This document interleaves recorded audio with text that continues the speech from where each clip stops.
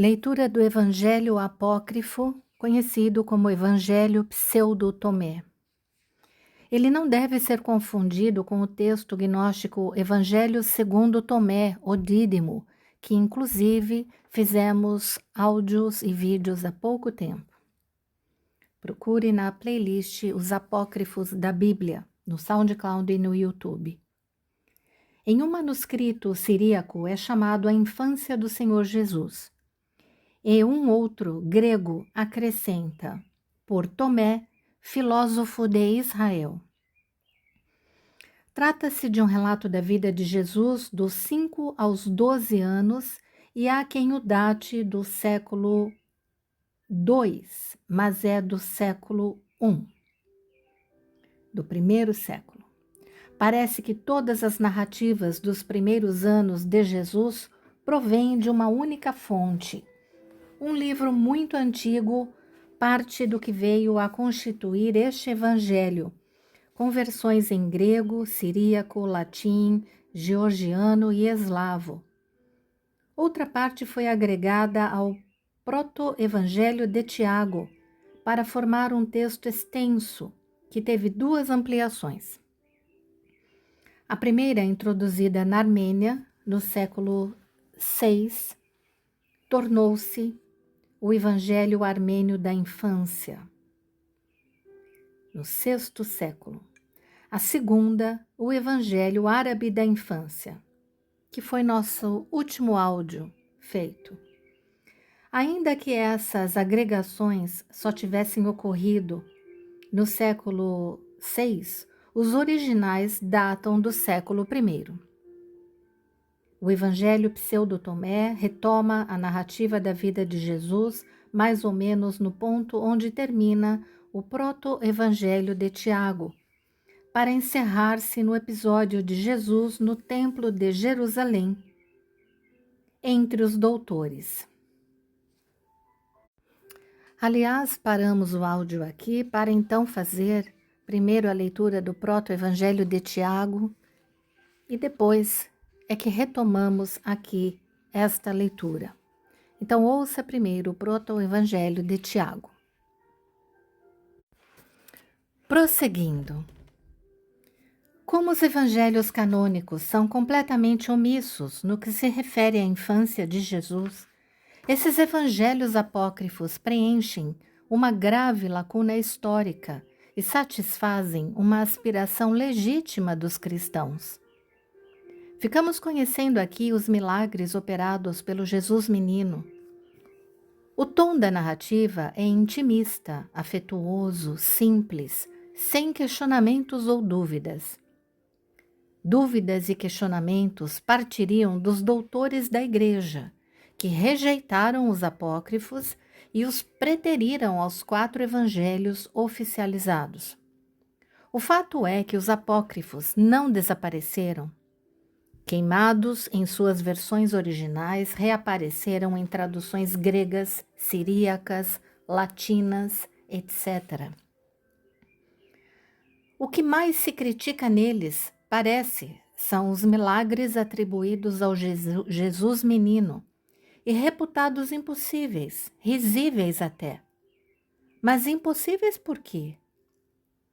Como se explicaria a ressurreição de Lázaro e outros milagres aceitos irrestritamente pela Igreja? Por que distinguir entre milagres possíveis e impossíveis? Jesus menino e Jesus adulto não são o mesmo Filho de Deus? Esses evangelhos da infância são muito ricos em informações, constituindo leitura interessante e obrigatória. Jesus menino suscitava admiração. Existe uma parte que diz: de onde vem esse menino, pois que todas as suas palavras tornam-se fatos consumados? Ou de assombro. Os que o maltratavam ou caluniavam ficavam cegos, definhavam ou morriam, mas depois ele os curava a todos, e todos o reconheciam. Então, caros amigos, como tem partes parecidas com os Vedas, com o aparecimento e a infância do menino Krishna, Os devotos que conhecem os livros, o livro de Krishna, o Krishna Book, o Srimad Bhagavatam, vão sorrir neste momento, porque embora Krishna nunca tenha feito nada questionável ou tenha matado apenas demônios, Deus é Deus, Deus pode tudo. E ele, Krishna também fez muitos milagres absurdamente grandes e Jesus também pode, porque Deus é Deus. Deus pode tudo a hora que Ele quiser. E é muito interessante ver vários evangelhos em que ele brincava com seus amiguinhos, mas logo em seguida sempre os curava, sempre ajudava. E é muito similar aos passatempos do Senhor Krishna, não só como criança, mas em vários aparecimentos durante os 3 mundos, os universos aqui na Terra. É muito bonito ver tudo isso. Então, prosseguindo, vamos iniciar o Evangelho do Pseudo Tomé. Narrações sobre a infância do Senhor por Tomé, filósofo israelita. 1. Eu, Tomé israelita, julguei necessário levar ao conhecimento de todos os irmãos, descendentes dos gentios, a infância de nosso Senhor Jesus Cristo e tantas quantas maravilhas ele realizou depois de nascer em nossa terra. O princípio é como segue. Capítulo 2. 1. Este menino Jesus, que na época tinha 5 anos, encontrava-se um dia brincando no leito de um riacho, depois de haver chovido. E represando a correnteza em pequenas poças, tornava-as instantaneamente cristalinas, dominando-as somente com a sua palavra. 2. Fez depois uma massa mole com o barro e com ela formou uma dúzia de passarinhos. Era então um sabat, e havia outros meninos brincando com ele. 3. Porém, um certo homem judeu, vendo o que Jesus acabara de fazer num dia de festa, foi correndo até o seu pai José e contou-lhe tudo. Olha, teu filho está no riacho. E juntando um pouco de barro, fez uma dúzia de passarinhos, profanando com isso o dia do sabat. 4. José veio ter ao local e, ao vê-lo, ralhou com ele, dizendo: Por que fazes no sabat o que não é permitido fazer? Mas Jesus, batendo palmas, dirigiu-se às figurinhas, ordenando-lhes: Voai! E os passarinhos foram todos embora gorjeando.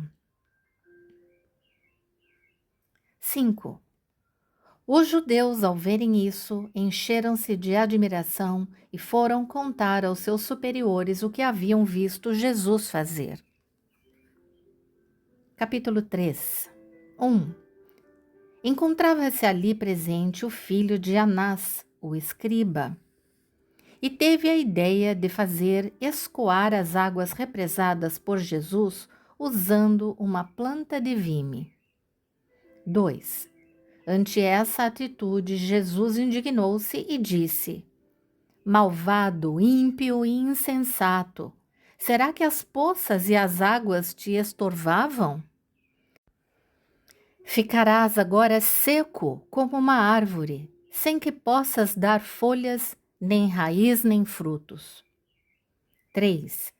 Imediatamente o rapaz tornou-se completamente seco, e os pais pegaram o infeliz, chorando a sua tenra idade, e o levaram ante José, maldizendo-o por ter um filho que fazia tais coisas. 4. Capítulo 4. 1. De outra feita, ele andava em meio ao povo, e um rapaz que vinha correndo esbarrou em suas costas. Irritado, Jesus lhe disse: não prosseguirás teu caminho. E imediatamente o rapaz caiu morto. Algumas pessoas que viram o que se passara disseram: de onde terá vindo esse rapaz, pois todas as suas palavras tornam-se fatos consumados? 2. E os pais do defunto, chegando a José, o interpelaram, dizendo: com um filho como esse, de duas uma, ou não podes viver com o povo, ou tens de acostumá-lo a abençoar e não a amaldiçoar, pois causa a morte aos nossos filhos. Capítulo 5. 1. José chamou Jesus à parte e o admoestou da seguinte maneira: por que fazes tais coisas, se elas se tornam a causa de eles nos odiarem e perseguirem? Jesus replicou: bem sei que estas palavras não vêm de ti, mas calarei por respeito à tua pessoa. Esses outros, ao contrário, receberão seu castigo. E no mesmo instante, aqueles que haviam falado mal dele ficaram cegos. 2. As testemunhas desta cena encheram-se de pavor e ficaram perplexas, confessando que qualquer palavra de sua boca, fosse boa ou má, tornava-se um fato e se convertia numa maravilha. Quando José percebeu o que Jesus havia feito, agarrou sua orelha e a puxou fortemente. 3. O rapaz então indignou-se e lhe disse: a ti é suficiente que me vejas sem me tocares. Tu nem sabes quem sou, pois se soubesses, não me magoarias. E ainda que neste instante eu esteja contigo, fui criado antes de ti. Capítulo 6. 1. Naquela época, encontrava-se em um local próximo um certo rabino de nome Zaqueu, o qual, ouvindo Jesus falar dessa maneira com seu pai, encheu-se de admiração ao ver que, sendo um menino, dizia tais coisas. 2. Então, passados alguns dias, aproximou-se de José e lhe disse: vejo que tens um filho sensato e inteligente. Então, mo confie para que aprenda as letras. Eu, de minha parte, juntamente com elas, ensinar-lhe-ei toda espécie de sabedoria e a arte de saudar os mais velhos, de respeitá-los como superiores e pais, e de amar seus semelhantes. 3. E lhe disse todas as letras com grande esmero e clareza, desde o alfa até o ômega. Jesus, porém, fixou seus olhos no rabino Zaqueu e lhe disse: como te atreves a explicar beta aos outros, se tu mesmo ignoras a natureza do alfa? Hipócrita, explica primeiro a letra A, se é que sabes, e depois acreditaremos em tudo o que disseres com relação a B. Depois começou a interrogar o professor sobre a primeira letra, porém este não pôde responder-lhe. 4. Disse então a Zaqueu na presença de todos: aprende, professor, a constituição da primeira letra e repara como tem linhas e traços médios, aqueles que vês unidos transversalmente, conjuntos, elevados, divergentes.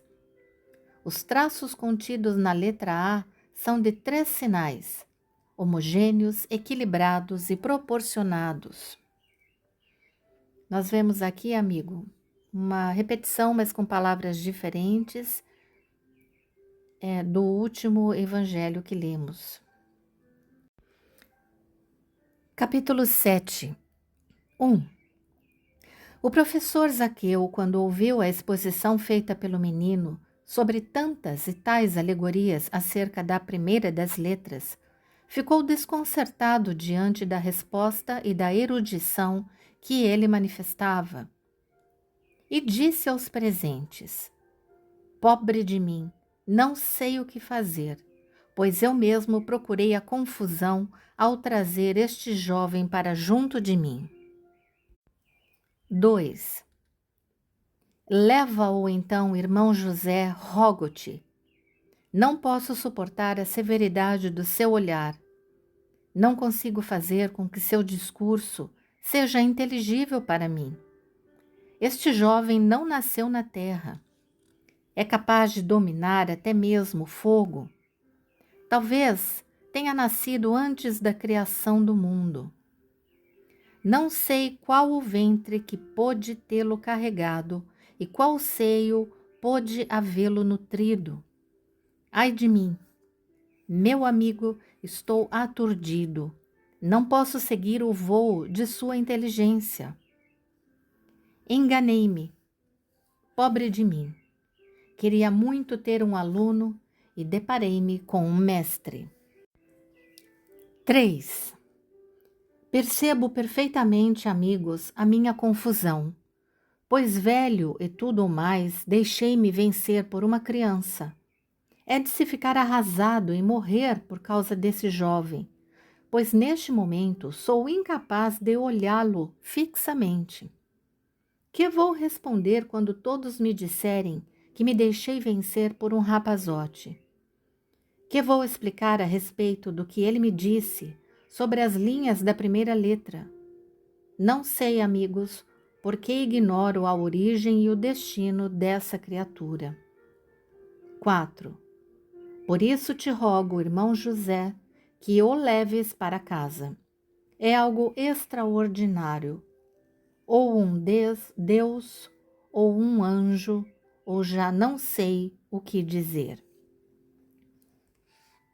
Então, amigos, vamos relembrar que Jesus, menino, tinha apenas 5 anos e ele diz: é algo extraordinário. Ele é ou um Deus, ou um anjo, ou já não sei o que dizer. Capítulo 8.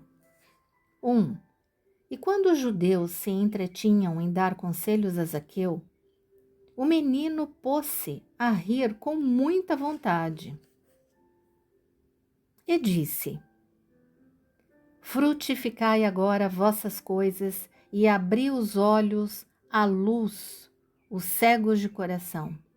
Vim de cima para amaldiçoar-vos e depois chamar-vos para o alto, pois esta é a ordem daquele que me enviou por vossa causa. 2. Quando o menino terminou de falar, sentiram-se imediatamente curados todos aqueles que haviam caído sob a maldição. E desde então ninguém ousava irritá-lo para que ele não os amaldiçoasse ou viessem a ficar cegos. Capítulo 9. 1. Dias depois encontrava-se Jesus brincando num terraço. E um dos meninos que estavam com ele caiu do alto e morreu. Os outros, ao verem isso, foram-se embora e somente Jesus ficou. 2. Depois chegaram os pais do morto e puseram a culpa nele. Mas Jesus lhes disse: Não, eu não o empurrei. Mas eles o maltrataram. 3. Jesus então deu um salto de cima do terraço, vindo a cair junto ao cadáver, e pôs-se a gritar bem alto: Zenon, Zenon, assim se chamava o menino, levanta-te e responde-me, fui eu quem te empurrou? Levanta-te e responde-me. O morto levantou-se num instante e disse: Não, Senhor, tu não me jogaste, porém me ressuscitaste. Ao ver isto, ficaram consternados todos os presentes, e os pais do menino glorificaram a Deus por aquele maravilhoso feito e adoraram a Jesus. Capítulo 10. 1. Poucos dias depois estava um jovem cortando lenha nas redondezas, e aconteceu que o machado escapou e cortou a planta do seu pé. O infeliz estava morrendo rapidamente por causa da hemorragia. 2. Sobreveio por isso um grande alvoroço e juntou muita gente. Também Jesus veio ter ali. Depois de abrir espaço à força por entre a multidão, chegou junto do ferido e com suas mãos apertou o pé injuriado do jovem, que num instante ficou curado. Disse então ao rapaz: Levanta-te já, continua cortando lenha e lembra-te de mim. A multidão, quando se deu conta do que havia acontecido, adorou o menino, dizendo: Verdadeiramente o Espírito de Deus habita esse rapaz. Capítulo 11. 1. Quando tinha 6 anos, sua mãe lhe deu certa vez um cântaro para que fosse enchê-lo de água e o trouxesse para casa. Mas, no caminho, Jesus tropeçou nas pessoas e a vasilha se quebrou. 2. Então ele estendeu o manto com o qual se cobria, encheu-o de água e levou-o à sua mãe. Esta, ao ver tal maravilha, pôs-se a beijar Jesus e foi guardando em seu íntimo todos os mistérios que ouvia realizar. Capítulo 12. Certa vez, sendo tempo de semeadura, saiu Jesus com seu pai para semear trigo em sua propriedade. E enquanto José esparramava as sementes, o menino Jesus teve também vontade de semear um grãozinho de trigo. E após ceifar e debulhar, sua colheita somou 100 coros. Nota do editor: 100 coros é uma medida equivalente a 393 hectolitros. E após ceifar e debulhar, sua colheita somou 100 coros. Convocou então em sua propriedade todos os pobres da região e repartiu com eles o grão. José depois levou para si o restante. E Jesus tinha 8 anos quando operou esse milagre. 13. 1. Seu pai, que era carpinteiro, fazia arados e cangas. Certa vez recebeu o encargo de fazer uma cama para certa pessoa de boa posição. Aconteceu que uma das tábuas era mais curta que a outra, e por isso José não sabia como proceder. Então o menino Jesus disse a seu pai: Põe no chão ambas as tábuas e iguale-as pela metade. 2. Assim fez José. Jesus foi até a outra extremidade, pegou a tábua mais curta e a esticou, deixando-a tão comprida quanto a outra. José, seu pai, encheu-se de admiração ao ver o prodígio e cobriu o menino de abraços e beijos, dizendo: Feliz de mim, porque Deus me deu este menino.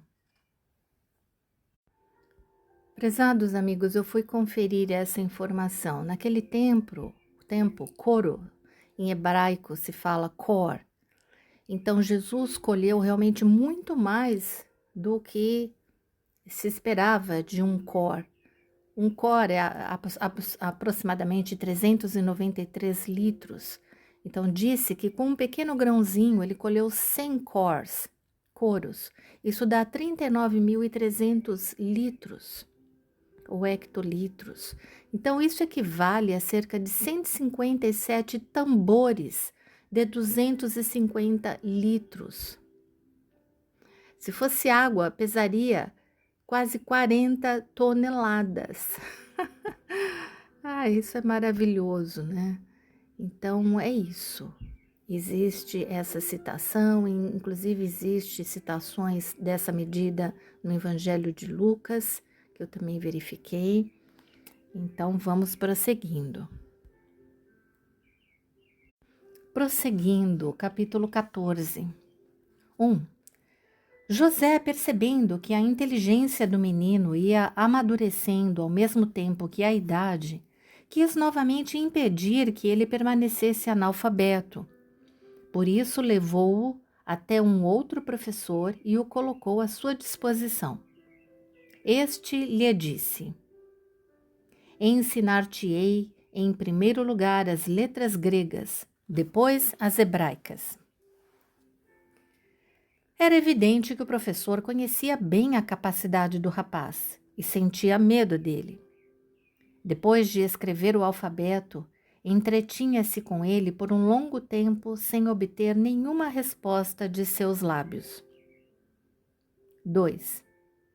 Finalmente Jesus lhe disse: se és mestre de verdade e conheces perfeitamente as letras, dize-me primeiro qual é o valor de alfa, e então eu te direi qual é o de beta. Irritado, o professor então bateu-lhe na cabeça. Quando o menino sentiu a dor, amaldiçoou-o. E imediatamente o professor desmaiou e caiu de bruços no chão. 3. O jovem voltou para a casa de José. Este encheu-se de pesar e disse a Maria que não o deixasse sair de casa, porque todos aqueles que o aborreciam vinham a morrer. Capítulo 15. 1. Passado algum tempo, outro professor, que era amigo íntimo de José, lhe disse: leva teu filho à escola. Talvez com delicadeza eu possa ensinar-lhe as letras. José replicou: se te atreves, irmão, leva-o contigo. Ele o aceitou com muito receio e preocupação, porém o menino progredia com muita boa vontade. 2. Ele entrou impetuosamente na sala de aula e encontrou um livro colocado sobre a carteira. Pegou-o e, sem parar para ler as letras que nele estavam escritas, abriu sua boca e começou a falar, levado pelo Espírito Santo, ensinando a lei aos circunstantes que o escutavam. E uma grande multidão que se havia juntado ouvia-o, cheia de admiração pela maravilha da sua doutrina e pela clareza de suas colocações, considerando que era uma criança que assim lhes falava. 3. José, quando soube disso, encheu-se de medo e correu imediatamente até a escola, receando que também aquele professor pudesse ter sido maltratado. Este, porém, lhe disse: saiba, irmão, que recebi esse menino como se fosse um aluno comum, e acontece que está sobejando graça e sabedoria. Leva-o, por favor, para a tua casa. 4. Ao ouvir essas palavras, o menino sorriu e disse: agradeço a ti por haveres falado com retidão e dado um testemunho justo. Será curado aquele que anteriormente foi castigado. E imediatamente o outro professor sentiu-se bem. José pegou o menino e foram para casa.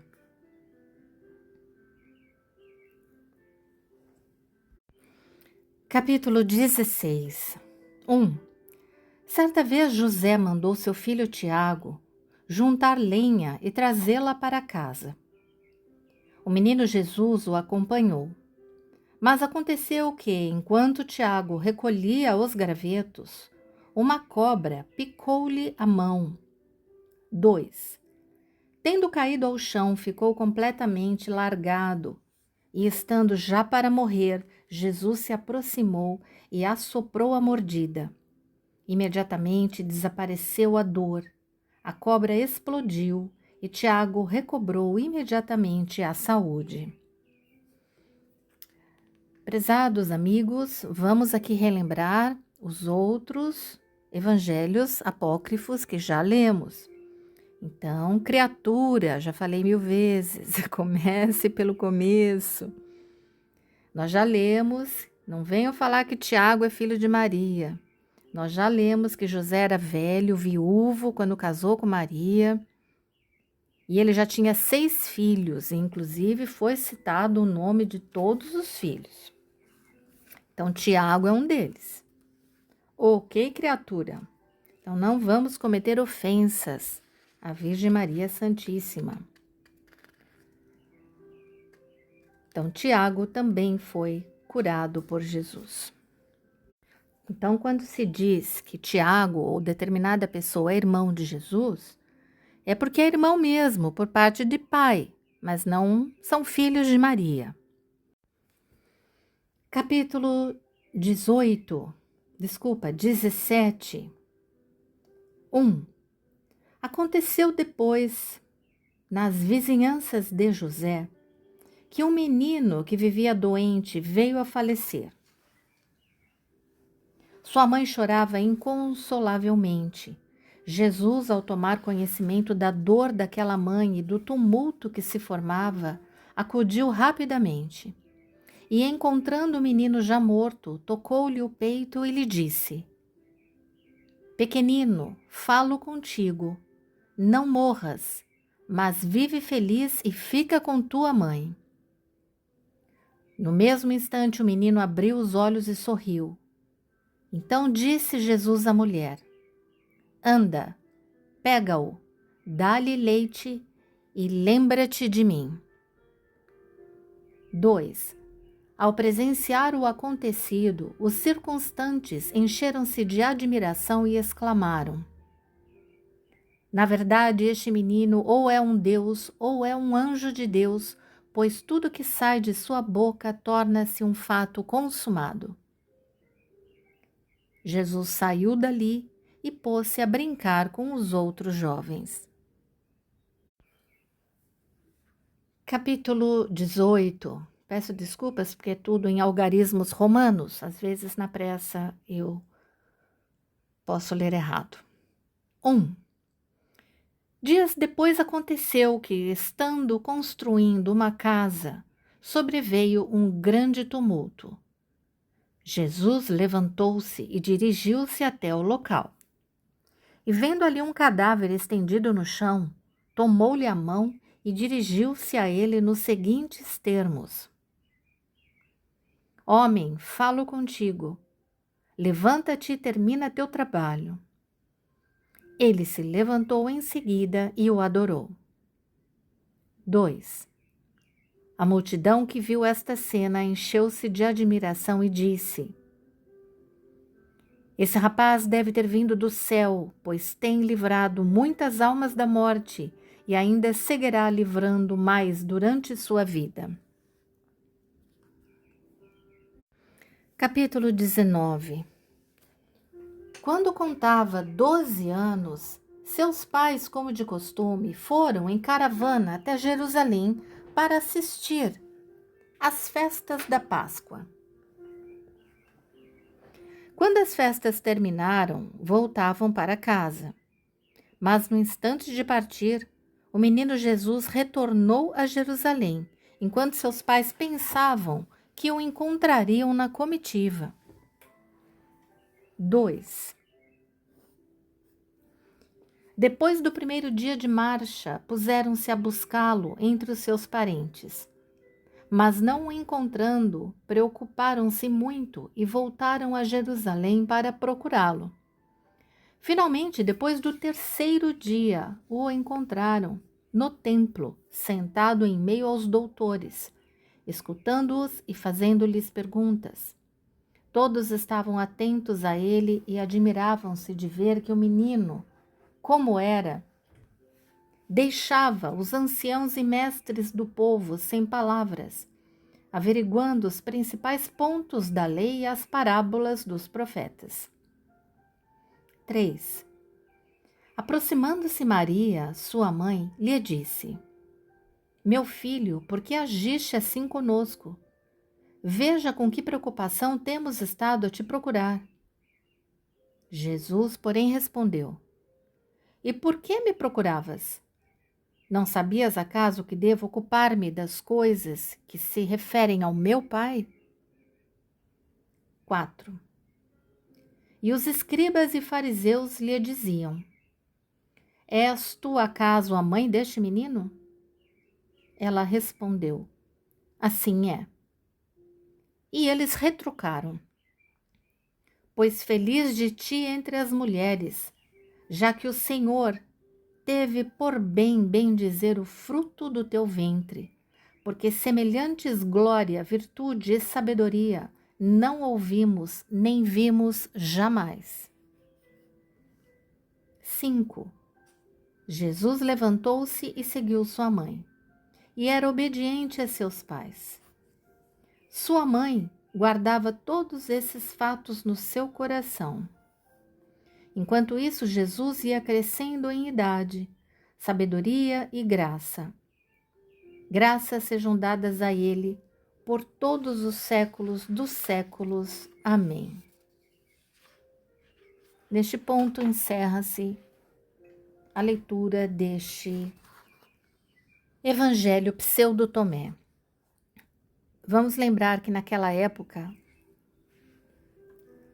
há mais de 2000 anos, era tudo muito diferente, né? As pessoas andavam em grupos, em caravanas por segurança.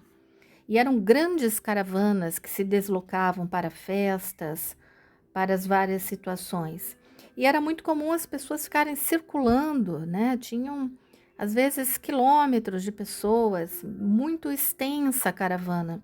E era muito comum as crianças brincarem, correrem enquanto andavam, paravam, dormia com um, comia com o outro, porque eram muitos parentes, amigos e conhecidos juntos.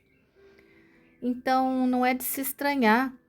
O José e Maria pensavam que ele estava ali no meio da caravana e por isso eles prosseguiram.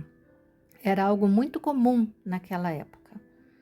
Então, quando eles perceberam no terceiro dia, né, apenas no terceiro dia, eles encontraram Jesus no templo. Eles voltaram, começaram a procurá-lo após um dia e foram encontrar só no terceiro. Então, essa passagem é muito conhecida. Caros amigos, nós podemos entender, lendo este evangelho, que bate com tudo a ver com o último que lemos do proto Tiago e de outros, comparando com outros, que as coisas, as informações, os fatos são muito exatos. Então, nós podemos entender por que foi retirado da Bíblia, né? A igreja provavelmente achou por bem, achou muito forte talvez essas passagens de Jesus, né, dando umas lições em algumas pessoas, mas são passatempos que ele teve com as crianças e com os adultos, já para ir provando também a sua divindade, o seu poder, e coisas que foram marcando todas essas pessoas e foram sendo registradas. Então, a vida dele não começa só aos 30 anos. Sem dúvida nenhuma, Jesus fez milagres, eu acredito nesses evangelhos apócrifos. E sendo uma criança também, nós temos que entender em que muitos momentos, quando Deus aparece, os Vedas explicam isso. Existe a energia Maya, que é a energia da ilusão. Ela faz, sendo assim bem simplista, essa energia faz com que nós esquecemos de quem somos. Então até mesmo Krishna, quando veio o bebê, ele não lembrava a todo momento, ele não sabia que ele era Deus, mas ele já manifestava todo o seu poder. E foi igual com Jesus. Claro que vai passando o tempo, Jesus vai crescendo, ele vai entrando em contato com a sua divindade, com a pessoa que ele é, encontrando a sua missão que ele deveria realizar aqui, porque ele é um avatar que veio com uma missão específica para um tempo específico, para tocar o coração e a mente dessas pessoas que tinham muita dificuldade de compreensão. Uma dificuldade muito maior do que nós encontramos nos Vedas, nas eras que citamos. Cada ciclo de cada yuga, consulte nas nossas playlists para entender tudo isso. Cada yuga são 4 eras. Então, é a Satya Yuga, Treta Yuga, Dvapara Yuga e Kali Yuga, que é a nossa era agora, sempre a última era do ciclo. E estou fazendo uma playlist específica sobre informações fortes, recomendadas só para maiores de 16, deveria ter colocado 18 anos, mas enfim, hoje as crianças já estão mais avançadas, mais amadurecidas. Então, nós sabemos que na primeira era, o contato com o divino era perfeito, as pessoas viviam no modo da bondade e a cada era foi se perdendo 25% das boas virtudes. Então, na passagem para Treta Yuga, se perdeu-se 25%, começaram a haver mais pecados, depois se perde mais 25% para Dvapara Yuga. No final de Dvapara Yuga aparece aproximadamente 5.000 e cerca de 5.200 anos, mais ou menos, aparece Krishna na Terra. E depois, quando ele parte, depois de 125 anos, começam os efeitos da era de Kali Yuga. Por que eu estou citando isso? Porque, na verdade, vai havendo uma degradação. É um erro nós acharmos que nós estamos em evolução. Nós não estamos. Existem provas nos livros védicos de como eram cada era, quanto tempo elas duravam, como se vivia. Tem inúmeras, milhares de histórias relatadas sobre cada era. Então, nós sabemos que naquele tempo havia contato direto com os seres e com os anjos. Os Vedas explicam que em Satya Yuga se vivia 100.000 anos. Depois, em Treta Yuga, caiu para 10.000 anos. Em Dvapara Yuga, quando apareceu Krishna com todos os seus seres especiais, seus amigos, né, espirituais, com todo o seu aparato, que também era transcendental, se vivia 1.000 anos no máximo. E em Kali Yuga nós sabemos que vivemos no máximo 100 anos. Na verdade, nós estamos em degradação, nós não estamos em ascensão. Quem estuda os Vedas sabe como antes era tudo muito mais tecnológico, como tudo era muito mais rico, opulento, tanto materialmente como espiritualmente. Então, nós estamos falando do plano da matéria, né? O plano do espírito, o plano do espiritual, não existe nada disso. E por que eu estou falando isso? Nós sabemos que no Antigo Evangelho, isso é confirmado, que realmente as pessoas viviam naquele tempo. Ele cita ali, por volta de 5 ou 4.000 anos, ele cita que Matusalém, por exemplo, foi o homem mais velho que se viveu, porque já estava em decadência, e Matusalém viveu 469 anos, eu creio. Fui conferir exatamente 969 anos, então bate com as informações védicas. Krishna e outros seres estiveram na Terra por 125 anos, por volta disso. Então sabemos, quem estuda os Vedas sabe que na época de Jesus estava tudo já em plena Kali Yuga. Com a partida do Senhor Krishna, com 125 anos, iniciou-se os efeitos de Kali Yuga. Então, nós já estamos há 5.000 anos de Kali Yuga. Ainda temos 427 mil anos pela frente até o fim de Kali Yuga. E na playlist que eu estou lendo, dando aviso de gatilho para pessoas sensíveis, eu estou lendo livros raros, informações difíceis de encontrar sobre como vai ser o final dessa era. E por que nós lemos tudo isso e estudamos? Para sair deste plano material, para ir para o plano espiritual e nunca mais precisar voltar para este plano. Nós estamos em degradação nessa era de desavenças e hipocrisia. Então Jesus naquela época era uma grande confusão, ele falava com parábolas, existia muita pobreza, essas caravanas era muito perigoso, tinham muitos assaltos. E ele achou um meio de se comunicar com o seu povo naquela região. E se tornou um avatar importantíssimo.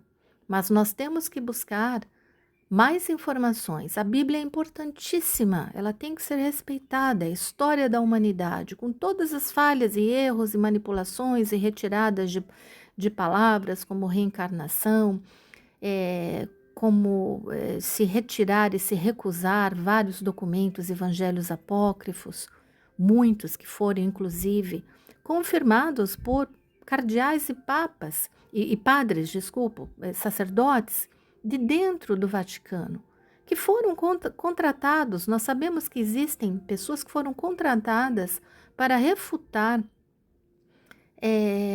várias alegações, para defender. Mas quando essas cardeais, esses sacerdotes entraram em contato com os documentos secretos, eles se convenceram do contrário, inclusive alguns se retiraram da igreja, escreveram livros sobre isso, sobre o que viram, sobre o que leram. Então, existe muito mais. Nós temos que abrir a nossa mente e entender que nada é pecado nesse sentido de em busca da informação. Temos que ter o conhecimento perfeito. E o conhecimento mais perfeito, ele está na Bíblia, ele está nos evangelhos apócrifos, mas ele vai além. Muito anteriormente a tudo isso, os Vedas imemoriais significa que não tem fim, ele é eterno, ele é sempre existente, esse conhecimento, desde a criação do universo. Ele explica ali como foi toda a criação, ele cita todos os nomes dos planetas, ele fala como é o plano espiritual, como é o plano material, tudo o que podemos e não podemos fazer ou comer, por que estamos aqui nesse plano material. Por quê, né? Porque eu vou repetir, porque negamos, demos as costas a Deus. Nós todos somos partes de Deus, somos centelhas divinas, divas, que vieram do Criador, mas nós voltamos as costas a Deus. Nós nos atraímos pela gratificação dos sentidos e Deus é tão misericordioso que Ele fez um plano material para a gente curtir o que a gente quer. Então, nós caímos aqui porque todos nós, criaturas de Deus, entendam, todos nós pisamos na jaca. Desculpa o termo, mas é bem isso. Todos nós pisamos na jaca, nós demos as costas, negamos a Deus. Mas Ele vira e mexe, Ele apareceu em vários momentos nos 3 mundos e nos universos. E neste planeta Ele aparece para nos fazer lembrar dos Vedas imemoriais. Para não deixar que a sucessão ininterrupta, discipular, de todo o conhecimento não seja rompida. É por isso que ele também apareceu há cerca de 5.000 anos. Então, ele sempre nos protege. Por quê? Porque ele quer nos tirar daqui. Ele quer que nós voltemos para o lar, que não é aqui, esse plano de sofrimento, nascimento, doença, velhice e morte, não é aqui. Nós temos que entender que tudo de ruim que tem nesse mundo não é culpa de Deus. É nossa culpa, porque nós demos as costas a Deus e viemos para esse plano material. E fomos pecando, gerando karma, e mais karma, e mais karma. Mais pecado, e mais pecado. E ou ficamos mais presos, ou as pessoas buscam a Deus, não importa a religião, ou elas buscam a Deus e tentam sair deste plano material fazendo o que o Supremo Deus, a Suprema Personalidade de Deus, sempre ensinou como fazer. Busquem sobre Chaitanya Mahaprabhu, que apareceu por volta de 500 anos atrás, que foi a manifestação também da própria Suprema Personalidade de Deus. Comprovada por inúmeras pessoas, ontem praticamente. 500 anos foi ontem. Provas, documentos, testemunhas, tudo o que aconteceu. Ninguém aqui está falando de mitologia, criando historinha. Nós estamos falando de fatos, de uma história perfeita, da verdade absoluta. Então, amigos, não tenham medo de avançar além da Bíblia. Eu estudei toda a Bíblia, fiz teologia. Ganhei um concurso num colégio Nossa Senhora das Dores com 12 anos de idade, eu creio que em 1978. Uma maratona bíblica de 4 dias, envolvendo todos os professores e todos os alunos. E de repente, um dia ali comendo sanduíche, chamo o meu nome e ganhei a minha Bíblia, que eu guardo com todo carinho, com um autógrafo, uma dedicatória da diretora naquela época. Então, eu sempre tive esse respeito e amor pela Bíblia, por Jesus, queria aprender. Com 12 anos já tinha lido o Apocalipse 3 vezes. O que eu quero dizer com isso? Eu respeito Jesus e respeito a igreja, respeito Maria e todos nós Vaishnavas, em sua grande maioria, pelo menos os que são mais amadurecidos, que são a grande maioria, respeitam e reconhecem Jesus como um avatar.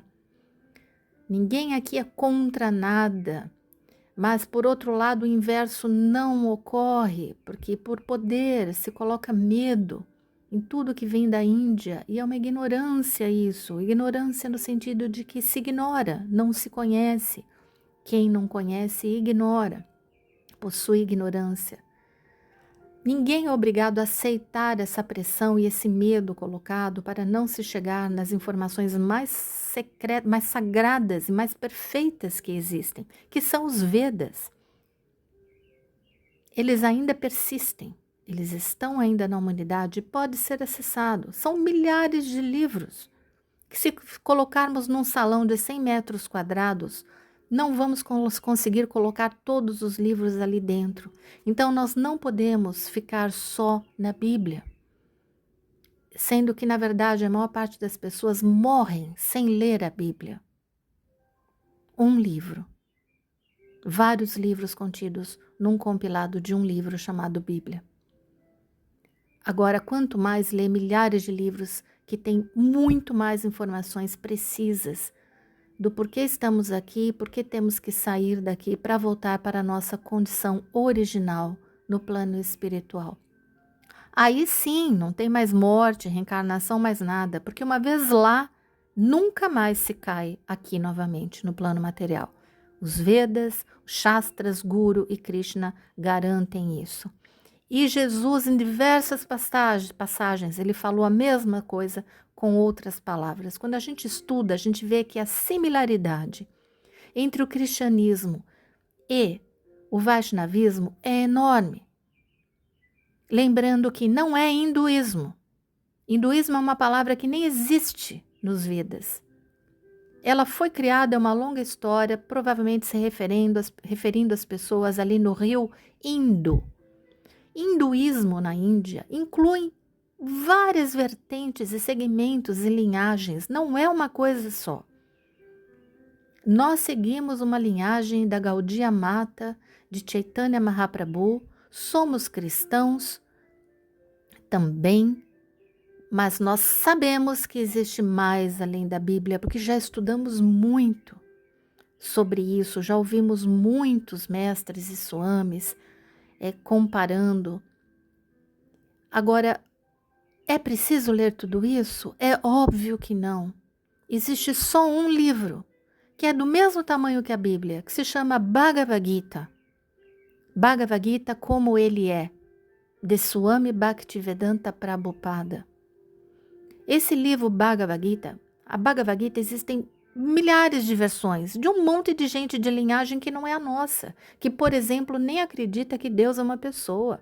Tudo misturado ali do hinduísmo. Não, não é a mesma coisa. Nós fazemos parte do movimento que acredita, como os muçulmanos, os cristãos e os judeus, que Deus é uma pessoa. Nós não somos da linha impersonalista, que Deus é uma energia, um vazio, como o budismo, por exemplo, que não acredita em Deus como uma pessoa.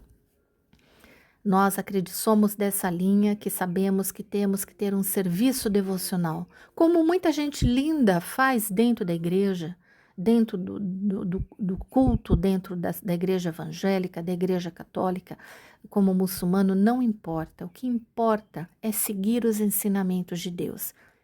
E se você tiver a coragem e a oportunidade de ir atrás de um livro para começar, que é o Bhagavad Gita, como ele é, autorizado, sem nenhuma alteração, que veio por sucessão discipular, falada pelo próprio Criador, sem nenhuma alteração, e que tem resposta para tudo o que a gente não encontra em lugar nenhum, aí você não vai mais conseguir parar de ler e estudar até chegar no que é o que a gente tem que chegar, que é no serviço devocional amoroso a Deus. Então, prezados amigos, fica aqui o convite. Nós temos playlists sobre o Bhagavad Gita em que eu leio só os versos. Eu ainda quero fazer outra playlist com a leitura completa, com os comentários de Swami Bhaktivedanta Prabhupada. Mas nós temos a leitura do Srimad Bhagavatam, que é mais avançado, só com os versos, e também completa, em que eu faço com meu marido, que não fala português, mas eu leio em português, e tem a tradução automática hoje para qualquer língua no YouTube, qualquer pessoa pode ler. Então compartilhe esse conhecimento, deixe suas perguntas, suas dúvidas. Nós amamos interagir e responder e dar orientação. Conversamos com pessoas em toda parte do mundo. Eu e meu marido vivemos para isso em Bhakti Yoga, no serviço devocional. Meu marido é cantor, ele ama cantar, então o forte da vida dele, ele lê todos os dias, ele reza, ele ouve os santos nomes 24 horas por dia. E eu também, só que eu me atraio mais pelo estudo, pelos shastras, pela leitura, o estudo, escrutinando profundamente todas as escrituras. E nós, quando nos juntamos, lemos, ele lê em sânscrito ou em bengali, eu leio a tradução, depois eu leio os comentários. Então tem playlist para todos os tipos, explicando por que a yoga por si só não leva a lugar nenhum. A Karma Yoga, nós temos que buscar o Bhakti Yoga. Então, o que é tudo isso? Tem uma playlist sobre isso no SoundCloud, tem no YouTube. Tem uma sobre o Mahabharata, para quem é um estudo mais avançado. Temos a leitura da coleção do Chaitanya Charitamrita, que são ligadas a Chaitanya Mahaprabhu, que eu citei, que veio há 500 anos atrás, que é uma leitura mais avançada. Mas vamos começar com a Bíblia, vamos começar com os apócrifos, vamos evoluir para o Bhagavad Gita, que pode ser encontrado na editora Braja, pode ser encontrado no Sankirtana Shop. Peça para gente, para mim, eu dou um jeito de enviar e conseguir em qualquer lugar do mundo para você. Eu posso enviar em PDF gratuito se você não tiver dinheiro para comprar. E existem milhares de versões de Bíblia. Algumas são autorizadas, de Bhagavad Gita, digo, que são autorizadas por mestres autorizados. São fidedignas, genuínas, sem alteração. Mas existem outras que não são, que foram feitas por pessoas de outra linhagem, que nós não concordamos. Então entenda que o hinduísmo é uma palavra que nem deveria existir, mas se criaram essa palavra, ela é usada popularmente hoje em dia.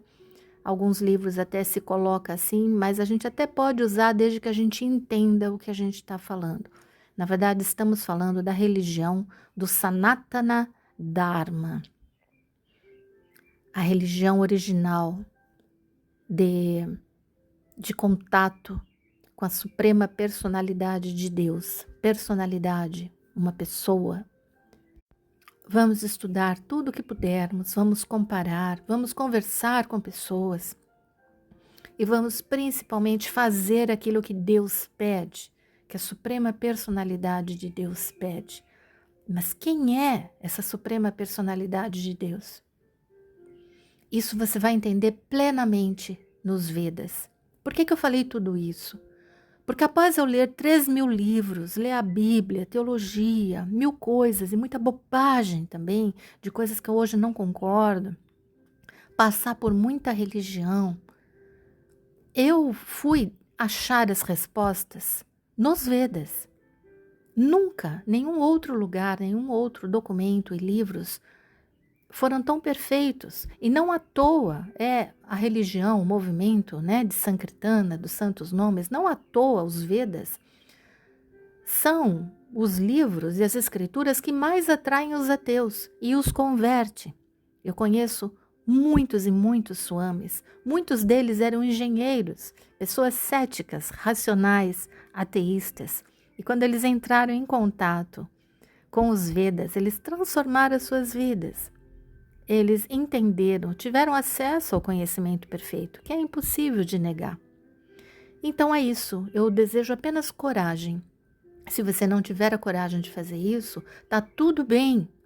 Se você quer se manter dentro da igreja evangélica, se você quiser se manter dentro da igreja católica, se você quiser se manter dentro de qualquer outra religião, procure entender o que agrada a Deus e o que não agrada. Algumas coisas, como os 4 princípios, são meio inegociáveis, mas de resto, você pode permanecer aonde você quiser, desde que você sirva a Deus e faça aquilo que Deus ou que Jesus ensinou. Se você não faz, você não está sendo um cristão. Então, quais são os 4 princípios, para finalizar, que os Vedas pedem? Que são os mais basiquinhos ali. Não comer carne, nunca matar um animal. Um dos 10 mandamentos diz não matarás. Esse não matarás é não matar nada, nem ninguém, nem nenhum animal. Nós não precisamos nos alimentar. Isso começou no final das eras agora, de Kali Yuga, não era assim no início. Esse é o primeiro. Não matar animais, ahimsa, não violência. Nós temos vegetais, sementes, tudo. Ninguém come mais do que os devotos, somos conhecidos por isso. Comidas maravilhosas e requintadas, com vários temperos e sabores inigualáveis, que inclusive são os que chamam as pessoas para o movimento da consciência de Krishna. Segundo, não cometer sexo ilícito. Se você faz isso em qualquer religião, você não está seguindo nada. Nós temos que entender que o sexo é algo material.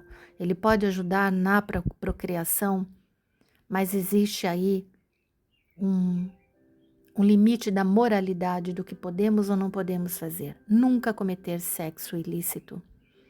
3. Nunca se intoxicar.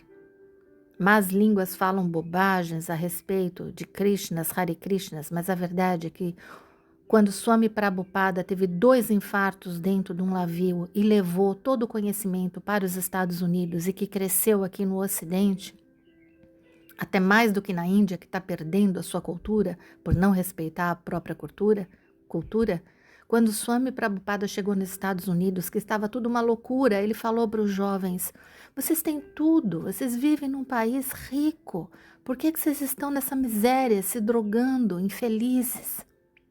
E ele retirou todos esses jovens das drogas. Então não é verdade que devotos usam droga. Isso aí foi uma grande mentira inventada ou falada por pessoas ignorantes que querem afastar você do conhecimento. Ninguém é hippie nesse movimento. Pelo contrário, Swami Prabhupada tirou todos esses hippies ali das praças nos Estados Unidos e trouxe eles para a consciência de Krishna, transformando muito deles em swamis que ainda estão vivos. Pessoas especiais, enfim, é uma longa história e uma outra seara que não vamos entrar. Mas Swami Prabhupada retirou e os Vedas explicou claramente que ninguém precisa de droga, de nada, de álcool para se intoxicar, cair mais em maia e sair da realidade. Nós precisamos de Deus. Nós precisamos nos conectar com Deus e estar o mais puros possível, cuidar do nosso corpo. Não café, não refrigerante, não drogas, nada disso é recomendável. Alimentos industrializados, cheios de preservativos.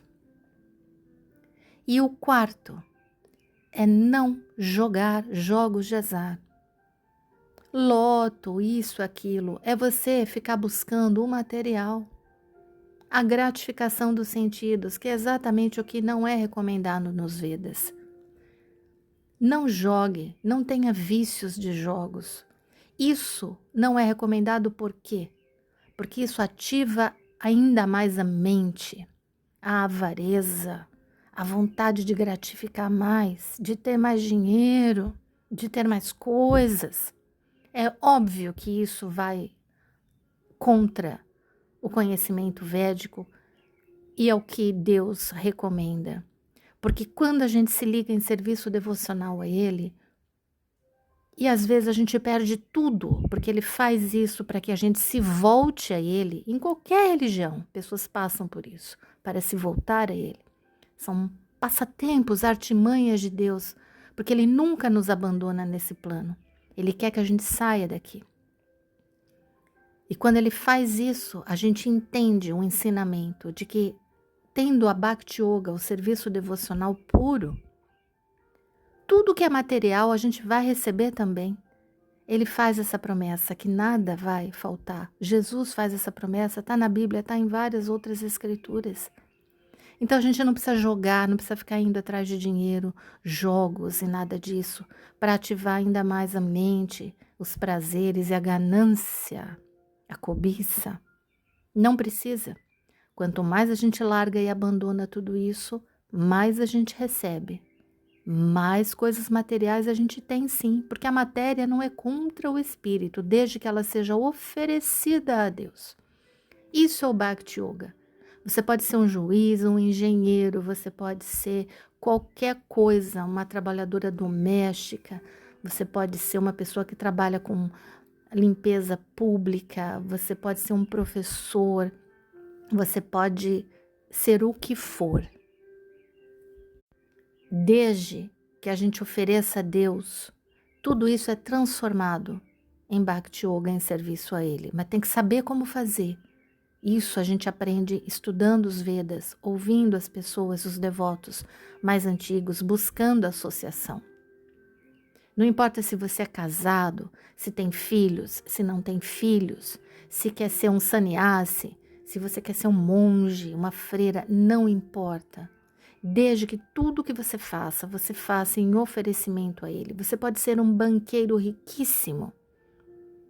Se você faz tudo isso oferecendo a Deus e seguindo todos os preceitos, está tudo bem, está tudo certo. Você está indo em caminho à liberação deste plano material. O contrário disso é continuar preso nesse plano material. E esse plano material não é um plano de felicidade verdadeira. Aqui são reflexos pervertidos do que é o plano espiritual. O plano espiritual é um plano perfeito e maravilhoso, que ninguém precisa de nada da matéria, ninguém precisa adoecer, nascer e morrer. É algo totalmente além de toda a nossa compreensão. Nós não podemos entender o que é o plano espiritual, muito menos a Deus, a Krishna, ou qualquer outro nome santo da Suprema Personalidade de Deus que apareceu na Terra. Vamos falar só daqui. Nós não podemos entender com a nossa concepção e nosso parco pequeno raciocínio material. Nós não é impossível. É outra linguagem, é outro mundo. Então, amigos, eu convido vocês a ter essa coragem e nos seguir no SoundCloud e no YouTube e a compartilhar esse conhecimento. Junte-se a nós. Logo, logo nós já criamos uma comunidade no YouTube e logo, logo quando eu atingir um número de seguidores, porque eu comecei a ativar agora novamente, eu vou começar a fazer lives. Então, muito obrigada pela sua presença, por me ouvir até aqui e vamos seguir com outros estudos, outras leituras. Não sei qual será a próxima, mas com certeza será tão interessante e inédita como todas as outras que eu fiz e esta última sobre o Evangelho do Pseudo Tomé. Então, salve nosso Senhor Jesus Cristo, salve a Virgem Maria Santíssima, Hare Krishna. Gratidão.